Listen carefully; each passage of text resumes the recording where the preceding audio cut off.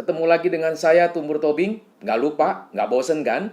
Ini hal yang ke-9 di dalam pelajaran Management Leadership di dalam konteks Strategic Management in Corporation.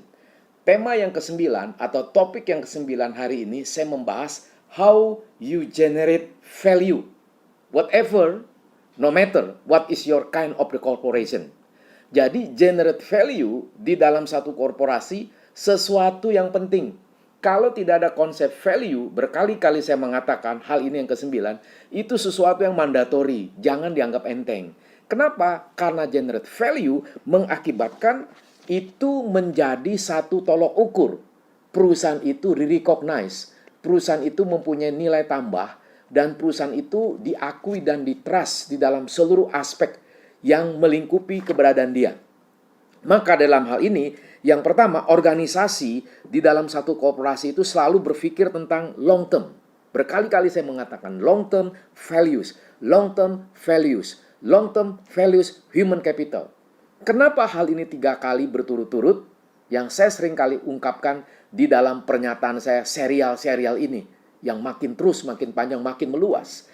Karena di dalam generate values, yang pertama di dalam konteks bisnis itu sendiri, mengakibatkan perusahaan itu akan memikirkan, mengukur yang namanya benefits, cost, performance. Nah ini penting.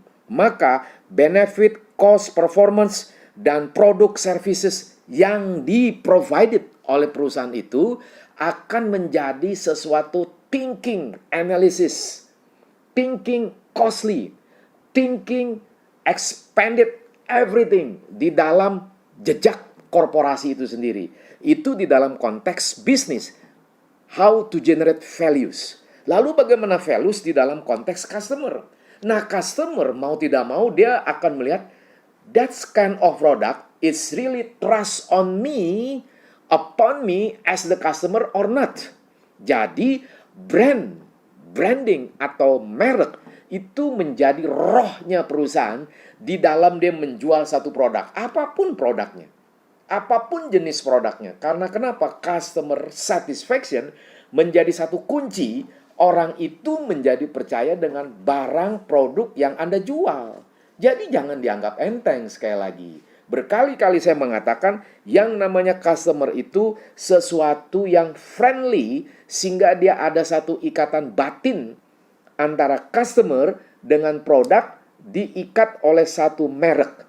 Sehingga itu menjadi satu recognize tetapi menjadi dreaming yang akan terus-menerus menguatkan dia waktu dia beli, waktu diservis oleh satu korporasi dari satu merek itu menjadi satu keteduhan jiwa dia. Sehingga dia spending duit, dia tidak akan hilang kepercayaan.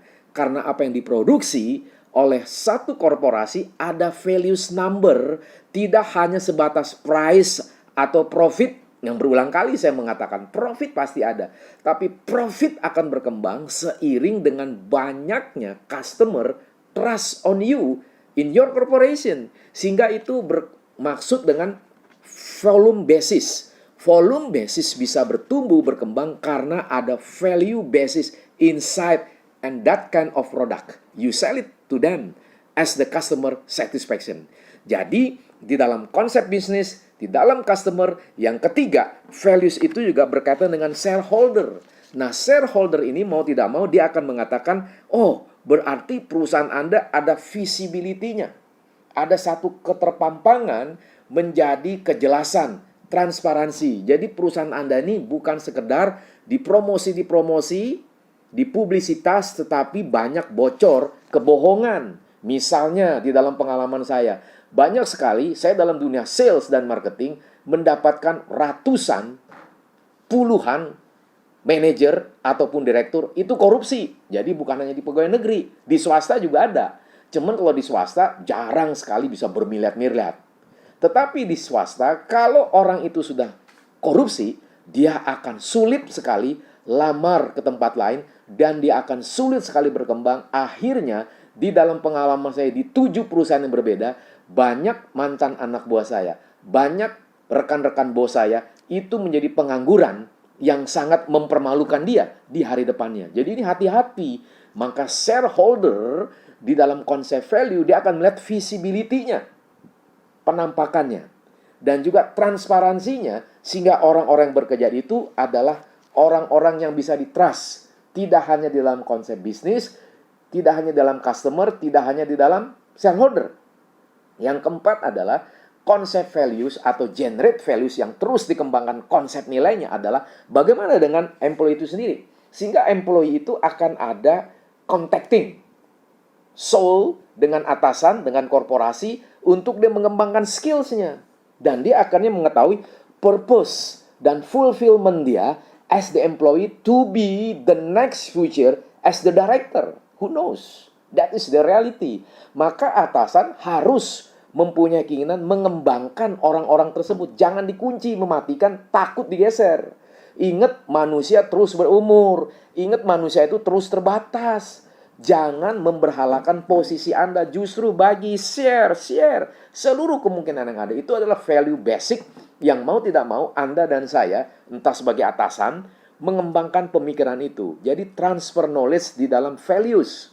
Sehingga yang bawahan akan mengembangkan itu di dalam career path dia di kemudian hari. Maka tidak mau di dalam professional growth dan juga career satisfaction akan membuat si employee ini generate value, ada competitive level, compensation and benefit someday. They will achieve, they will running that kind of situation. Sehingga kesimpulannya apa? Yang saya mau katakan generate value. Value adalah menunjukkan satu kualitas satu hidup dan komunitas yang dibentuk sedemikian rupa, mau tidak mau akan mengexaggerate semua hal yang diimprove, yang dikembangkan terus-menerus, mengakibatkan generate value menjadi DNA setiap employee dari yang paling bawah sampai yang paling atas. Maka generate value menjadi roh korporasi dan di dalam semua orang yang terlibat dalam korporasi. Oke guys, next saya akan bahas yang lebih jauh lagi. Jangan lupa subscribe, pelajari, dengarkan ulang sesuatu yang bernilai bagi Anda dan saya. Thank you.